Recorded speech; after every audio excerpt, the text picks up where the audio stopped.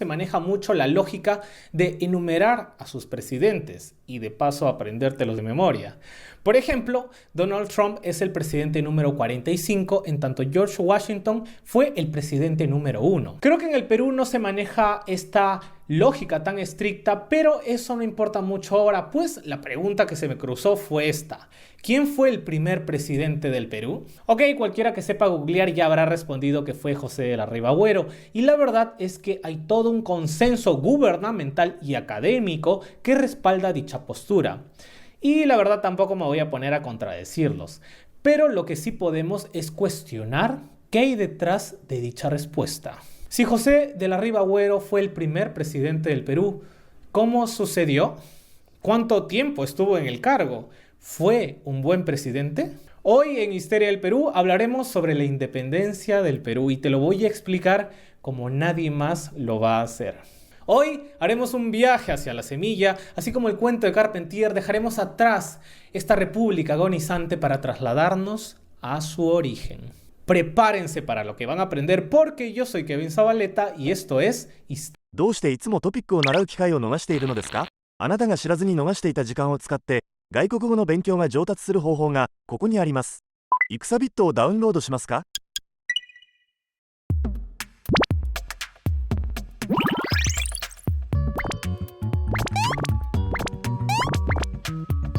イクサビットはあなたがスマホをチェックするとき、ロック画面に新しい英単語を自動に表示してくれます。どんな方法？どういう仕組み？ロック画面を使うだけです。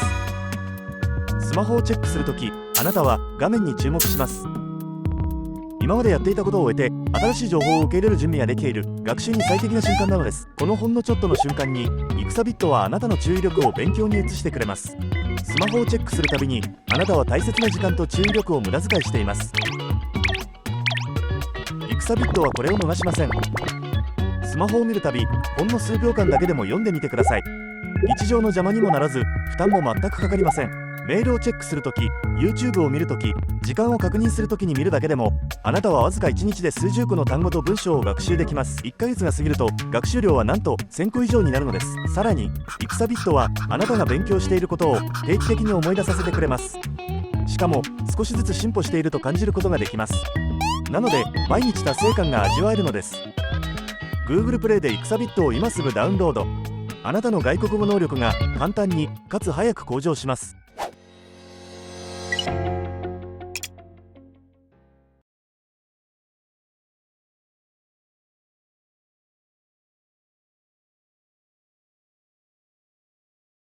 Ahora puedes aprender ajedrez en Duolingo. Sí, ese ajedrez. El de los peones y los caballitos. ¿Quieres fortalecer tu mente para la velocidad y estrategia? ¿O destruir a tus amigos con un jaque mate devastador? Bueno, es el momento. Ven y aprende a jugar al ajedrez hoy. Es tu turno.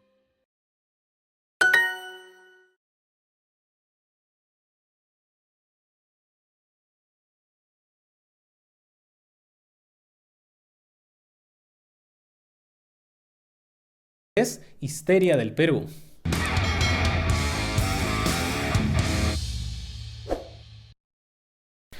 Bueno, antes de trasladarnos a los años de la independencia, voy a exponer 3 consideraciones básicas que tienes que tener en cuenta. Luego vamos a ubicarnos en el tiempo, entender el contexto, entender qué sucedía y cómo surgió el primer presidente en el Perú. Voy a contarte lo más importante que tienes que saber sobre él, sobre todo su desenlace. Van a ver cómo a partir de este personaje podemos entender mucho de lo que sucedió en esos años. Ahora sí, una de las cosas que todo ser humano que haya nacido en el Perú tiene que saber es que nació en la República del Perú.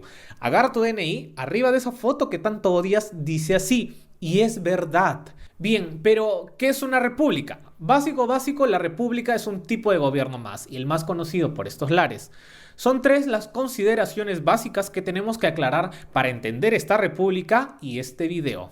Número 1, la república ha ido cambiando a lo largo de estos 2 siglos. Las instituciones han cambiado, el contexto ha cambiado, muchas cosas han cambiado, aunque otras no tanto. Para ser más estrictos, la idea de un país con símbolos, con héroes, es algo que se va construyendo a lo largo del tiempo. Número 2.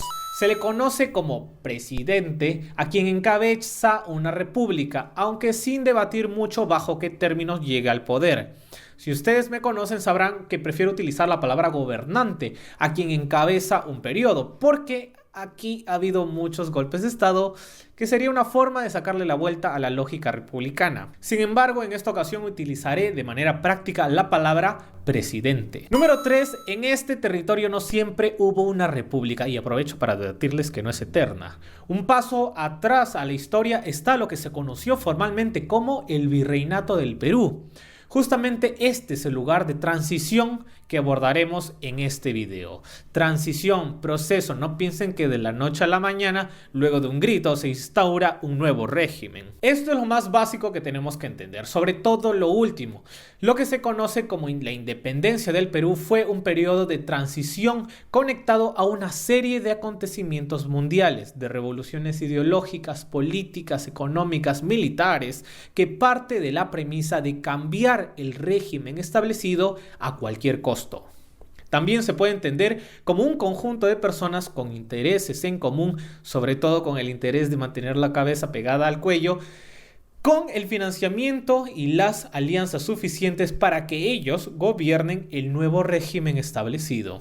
En cada territorio se desarrolló a su manera. En el caso que estamos estudiando también en un contexto bélico sobre todo, donde la guerra a grandes rasgos que sería entre quienes quieren que el régimen virreinal termine y quienes no quieren eso. Para que los niños del colegio lo entiendan, les dicen que fueron patriotas versus realistas, pero no es tan sencillo y ya veremos por qué. Ahora sí, estamos listos para ubicarnos en el tiempo. Viajaremos hacia el pasado.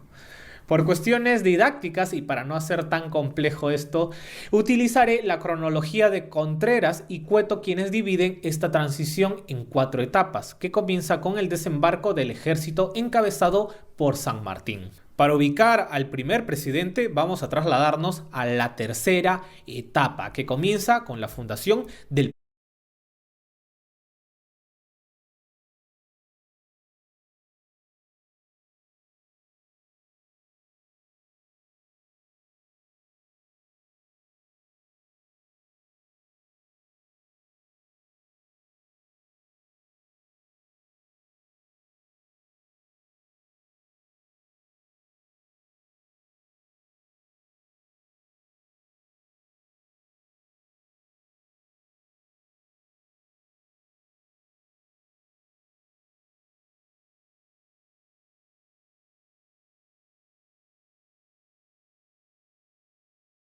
primer Congreso Constituyente. Sí, San Martín, antes de huir de estas tierras, convoca a este primer Congreso. Tengan en cuenta que era un momento álgido en tanto las tropas realistas junto con el virrey formaron un fuerte en la sierra, mientras las élites criollas en Lima a nivel político no mostraban un interés claro por la independencia. Además, desde el momento en que el ejército encabezado por San Martín llega a estas tierras, no hubo progresos significativos para ganar la guerra de independencia. Lo más significativo quizá fue la deuda y el descrédito generalizado que dejaron sus tropas, pero la cosa es que se fue. Durante 12 meses, entre septiembre de 1822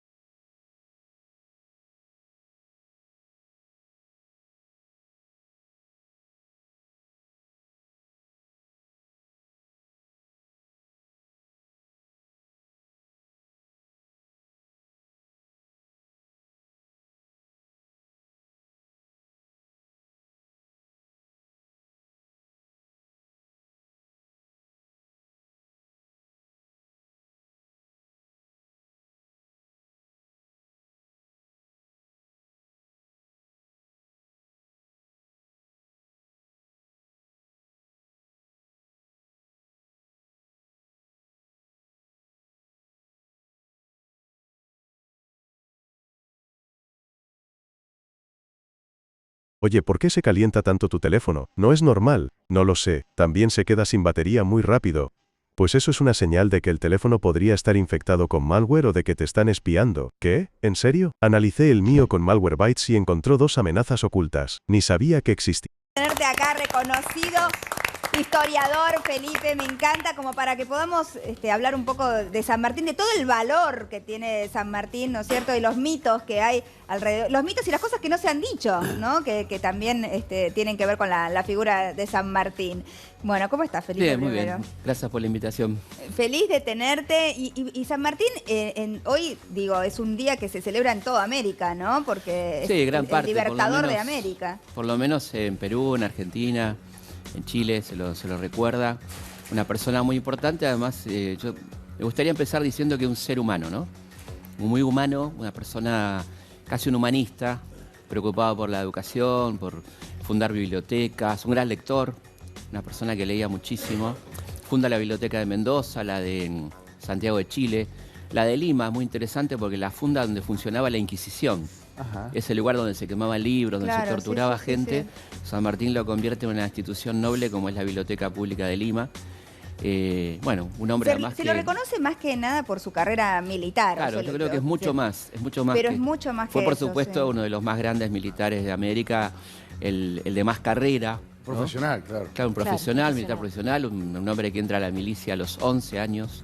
Hoy consideraríamos esto un horror, en Europa, ¿no? Un crimen, claro, en España. ¿No? A los 13 ya está en África, en lo que hoy es Argelia, en Marruecos, peleando contra los bereberes, contra los moros. A los 15 años ya es capitán, con mando de tropa.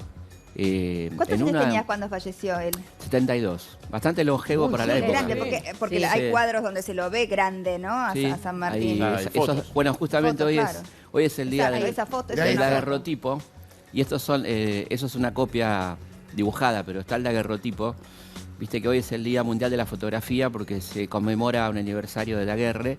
Y uno de los retratos que tenemos es un daguerrotipo tomado en Boulogne-sur-Mer a San Martín.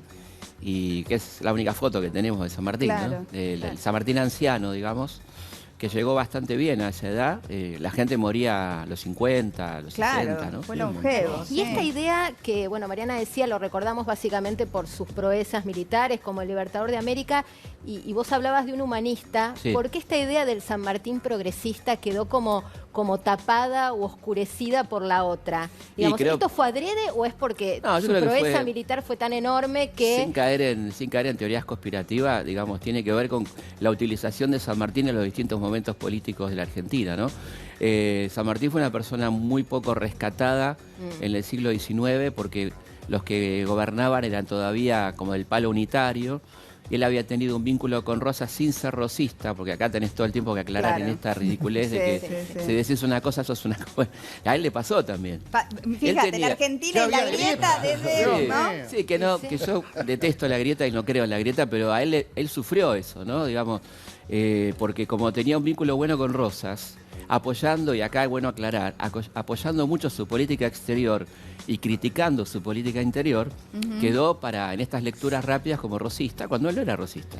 Pero le regaló el sable. Pero valoraba mucho la política exterior de Rosas, que tuvo que enfrentar a Francia con Inglaterra en el bloqueo, y por eso él le dona el sable, reconociendo su gran defensa a la soberanía. Claro. Pero bueno, claro, eso se leyó inmediatamente como rosista, y por eso su cuerpo, fíjate vos, él muere en el 50, expresamente en ese testamento donde dona el sable a Rosas, pide que su cuerpo descanse en Buenos Aires y recién lo traen en el 80, por esta cuestión de la discusión política de la época, ¿no? Ahora estamos hablando de una persona que hasta que llegó a la Argentina en 1812... 80. Al principio, sí. En 1812 no se había criado en la Argentina, había estado 2-3 años y se fue y se crió afuera. Exactamente. ¿Cómo fue recibir a una persona que no tenía acento porteño?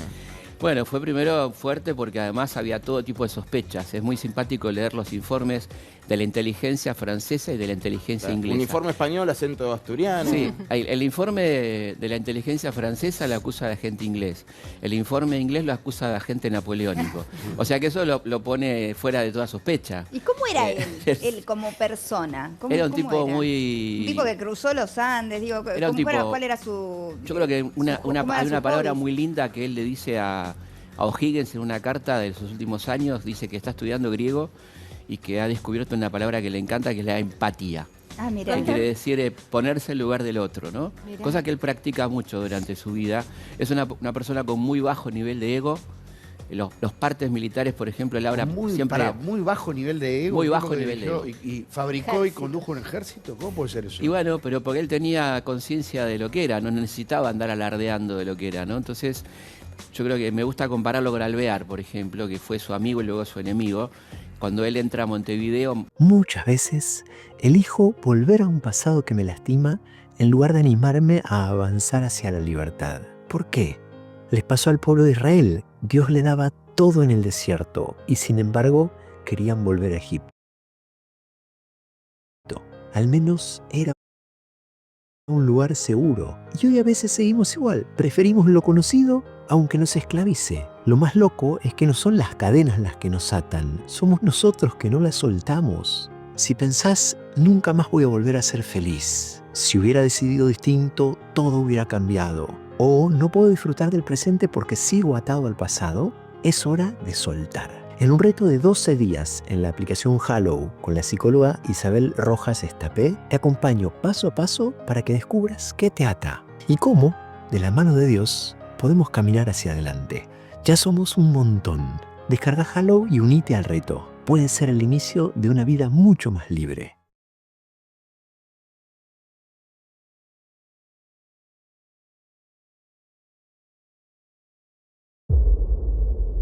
Que la bendición del Señor de los cielos esté con todos ustedes.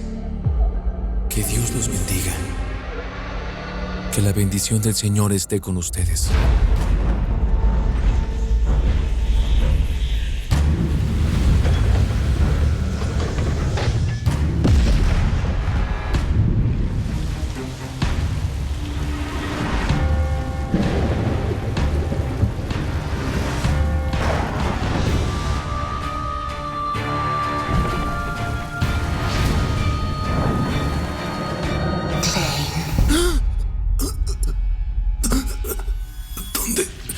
¿Dónde estoy?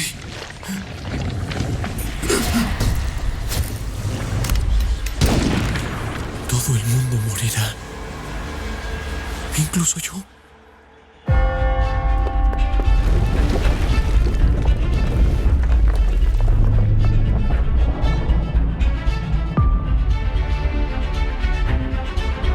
Ahora eres un Thunder.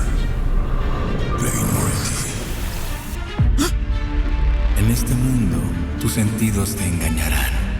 Nuestra verdadera naturaleza es retorcida e indescriptible.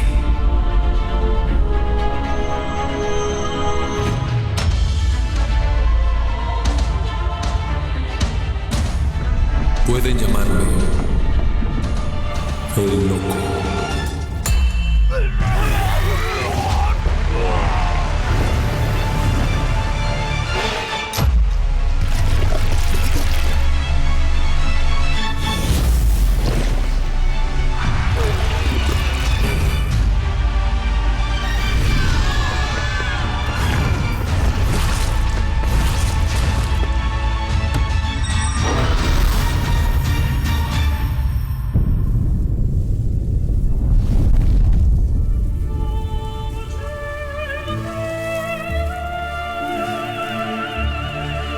Somos guardianes, pero también un grupo de miserables que enfrentan el peligro y la locura.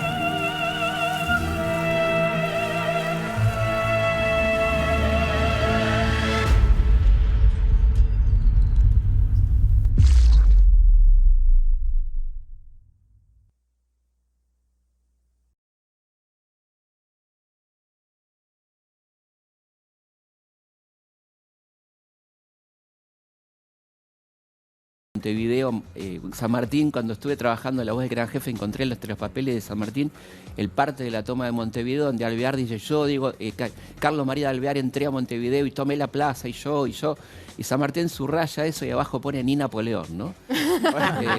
Y él, por el contrario, el parte de San Lorenzo es un parte en primera persona del plural, habla de nosotros, la gran preocupación no es exaltarse él, sino hablar de qué va a pasar con los huérfanos, con las viudas, Es una persona claramente humana. Hablemos de San Ahora, Lorenzo, por eso la famosa batalla de San Lorenzo, que duró muy poquito. 15 minutos. 15 minutos. Claro, pero vos fíjate pero que... estaban luchando contra un ejército que los doblaba. Claro, yo creo que lo gracioso es esto. Duraba más la canción que la batalla. Claro, pero fíjate vos que los que quieren bajarle el precio a San Martín, como se dice ahora, bajar y subir precio, hablan de que fue poco, que fue una escaramuza, pero bueno, ahí demuestra la genialidad militar, porque tenía enfrente al doble de la tropa.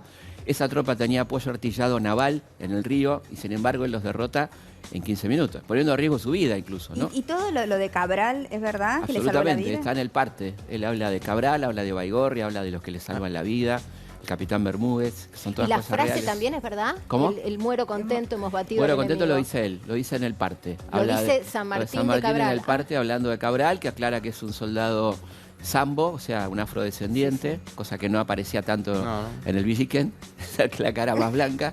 Y, Qué loco, y era bueno, negro. ¿Cómo era negro. Era negro y Claro. sí que nos lo mostraba gordito, Blanco. blanco y con cara de bueno. Hay Sí. un aspecto Felipe. humano que tiene que ver que es las mujeres. Él estuvo Eso. rodeado íntimamente de mujeres. Felipe, y siempre ¿cómo- quedó ¿Cómo era como galán? ¿Cómo conquistó? Claro. Bueno, como porque galán era era muy por otro buen lado. mozo. Hay una Vos me vas por el cosa- lado de la galanería. Hay una cosa muy linda que se los regalo a aquella gente que esté pensando en alguna conquista.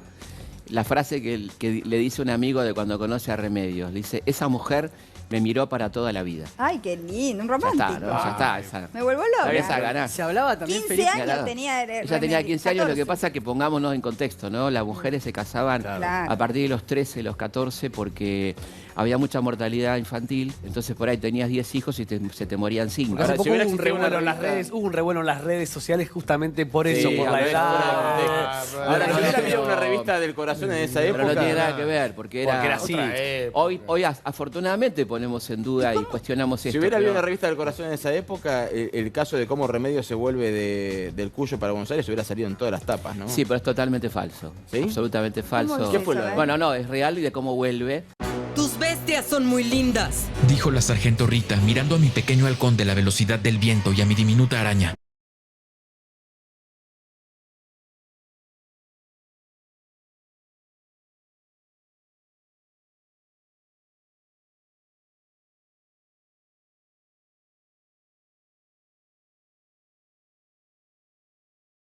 Y que le había mandado y que se olvidó. No. Hay una despedida muy amorosa, está testimoniado eso. Él siente mucho dolor porque su mujer está con tuberculosis y se está despidiendo de su mujer y de su hija y no sabe cuándo la va a volver a ver. Sí, ¿no? las vuelve a ver. Si las vuelve a ver, no la vuelve a ver, de hecho, a Ah, ¿no? Remedios, Ella sí a muere. Mercedes. Y ahí tenés un rasgo muy interesante, porque cuando él vuelve, ya ha muerto su mujer, está su hija, que está viviendo con su abuela, y en ese contexto machista, digamos, él podía haber dicho, me voy a Europa a hacer mi vida, como se decía, y sin embargo asume su paternidad muy bien y va con su hija a Europa, ¿no? Se la lleva. Se la lleva con Y él. fue Pero no sabía, perdón, Martín, entonces él se despide. Ahí está. Se despide, ¿por qué? ¿A dónde iba él cuando Él la se despide iba de al Remedios que exilio estaba- porque estaba con muchos problemas con el gobierno de entonces, que era el gobierno de Rivadavia, que había ahí una cuestión muy interesante políticamente hablando, porque en el año 23, cuando él vuelve de Guayaquil, él está planteando un armado político con el gobernador de Córdoba, que era Bustos, y el de Santa Fe, que era López, en vistas al próximo congreso, que se iba a reunir, el congreso del 24, que iba a elegir un presidente, ¿no?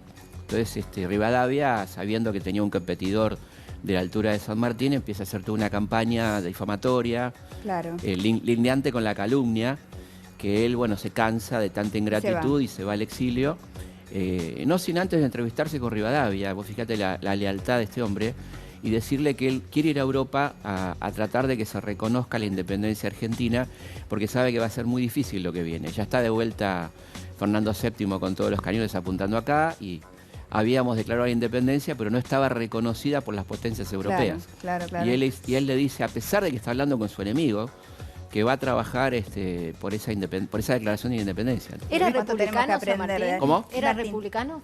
Era republicano y a la vez entendía que para ciertos momentos la monarquía constitucional siempre, ¿no? No pensemos en Luis XIV, sino una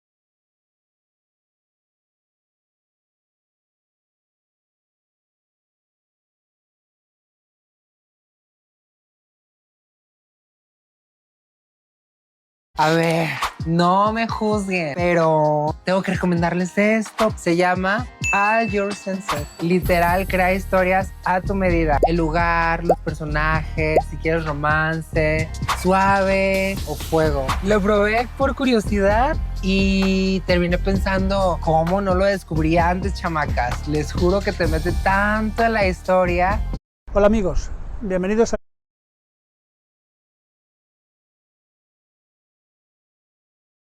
mi canal. Soy José Benita. Estamos en la ciudad de Toledo, donde ya hemos hecho algunas grabaciones, pero Toledo tiene muchas cosas que grabar. Tiene tanta historia, tantas leyendas que podríamos estar aquí semanas enteras. Estamos ahora mismo en el puente más emblemático de Toledo, es el puente de San Martín. Es un puente con una historia y con una leyenda. Voy a intentar contaros exactamente qué es lo que pasó en este puente para que fuera historia y leyenda. Como podréis comprobar, el puente tiene unos ojos enormes, pasa el Tajo por debajo, el río Tajo, y está hecho de piedra. Cuando se construyó fue por encargo del arzobispo Pedro Tenorio. Pedro Tenorio era un arzobispo que quería tener su huella aquí en Toledo.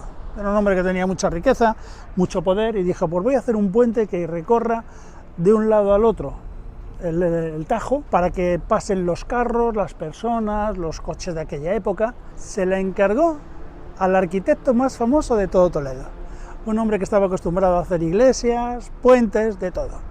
Pero hubo un problema, y el problema fue que le dio un espacio de tiempo muy corto para hacer este puente. No empezó bien el arquitecto diciendo, no tengo tiempo, necesito más tiempo, los cálculos tienen que ser muy exactos, muy precisos.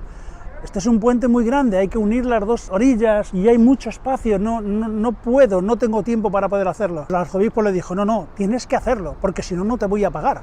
Y necesitas el dinero y tienes que hacerlo. Bueno, pues al final se comprometió y empezó a hacer el puente.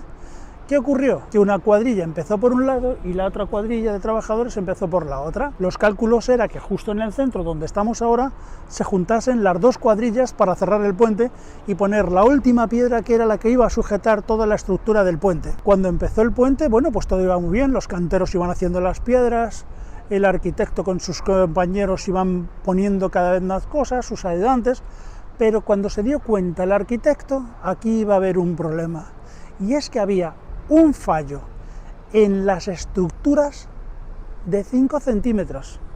El puente iba a estar mal acabado, se iba a caer este puente, no podía seguir trabajando en él. Empezó a darle vueltas a la cabeza, ¿cómo puedo solucionar este problema? No hay solución, las piedras están hechas, están talladas, las estructuras están preparadas, la parte de entrada y de salida están hechas, no puede ser, no puedo manejarlo. Por las noches no dormía, no pensaba en otra cosa, estaba completamente abstraído en todos sus pensamientos. Pero tenía una mujer que era muy inteligente, era una señora realmente lista y que además amaba a su marido. Empezó a preocuparse mucho de qué es lo que estaba pasando. Le pidió, cuéntame qué es lo que está pasando aquí, cuéntame por qué no ocurre esto, por qué crees que va a estar mal, por qué crees que se va a caer el puente. Mira, hay 5 centímetros que son los que están fallando. Cuando pongamos la última piedra empieza a haber peso encima, se va a caer el puente. Está mal calculado, he cometido un error, me han metido mucha prisa, no he podido hacerlo todo. No sé cómo voy a poder solucionar esto, no lo sé, pero se nos va a caer el puente. Si se va a caer el puente, yo iré a la cárcel, me van a meter, la Inquisición va a venir a por mí, me van a prender fuego. Esto no puede ser así. Y entonces a ella se le ocurrió una idea maravillosa que ha pasado a la historia de Toledo y a la historia de todos los arquitectos. Si nos vamos al otro lado, os voy a contar qué es lo que pensó ella, qué es lo que ocurrió y cómo se solucionó el problema. Vamos a verlo. Ya estamos en el otro lado del puente. Desde aquí se ve exactamente los arcos, los agujeros, las arcas del puente, y se ve cómo el puente realmente se acabó. Está terminado. Para que se pudiera acabar después de todo lo que estaba pasando, de los malos cálculos del arquitecto y de que su mujer estaba muy preocupada por lo que estaba pasando, la solución que se le ocurrió fue que el puente no podía seguir adelante. Y tuvo la gran suerte de que en una noche de tormenta, de rayos, truenos, aire, estaba todo lleno de andamios, ella en la oscuridad de la noche se acercó con una antorcha apagada. Llegó en la oscuridad, a través de unas piedras pudo encender la antorcha y le prendió fuego a todo el andamiaje, que era de madera. Los andamios empezaron a arder y el puente se cayó. Se cayó sin que hubiera nada, sin que hubiera accidentes, sin no pasó absolutamente nada. Fue la justificación de que el puente estaba mal hecho, pero nadie lo sabía. El puente cayó, las piedras cayeron y se tuvo que volver a construir otra vez. Pero esta vez el arquitecto sí tomó las medidas adecuadas, sí pensó exactamente lo que estaba pasando y a partir de ahí ya estaba contento y seguro de que todo iba a acabar bien. Águeda, con aquella hazaña que hizo de mujer enamorada de proteger a su marido, consiguió que se hiciera un puente seguro, que estamos viendo que todavía dura y que va a durar muchísimos años, y que su marido no fuera a la cárcel ni pasara nada. Uno de los encargos que le mandó el arzobispo al arquitecto fue que su cara, su imagen, figurase en el puente. Y entonces le encargó que hiciera una imagen con una piedra blanca que estamos viendo allí. La imagen era, teóricamente, la del arzobispo. Se disimuló diciendo que era la Virgen, que le habían hecho una estatua a la Virgen. Realmente, esa estatua era la imagen de Águeda, la mujer del arquitecto, y que el arquitecto, como homenaje a su mujer por lo que hizo aquella noche, quiso que pasase a la eternidad. Nada más, el puente sigue aquí, durante muchos años es un puente precioso, es emblemático de la ciudad de Toledo y de los mejores puentes quizá que haya en España. La historia aquí acaba, la leyenda también. Si os ha gustado, le deis a la campanita y os suscribís a mi canal. Muchas gracias por todo y nos vemos. Hasta la próxima, amigos. Sensibilidad dental.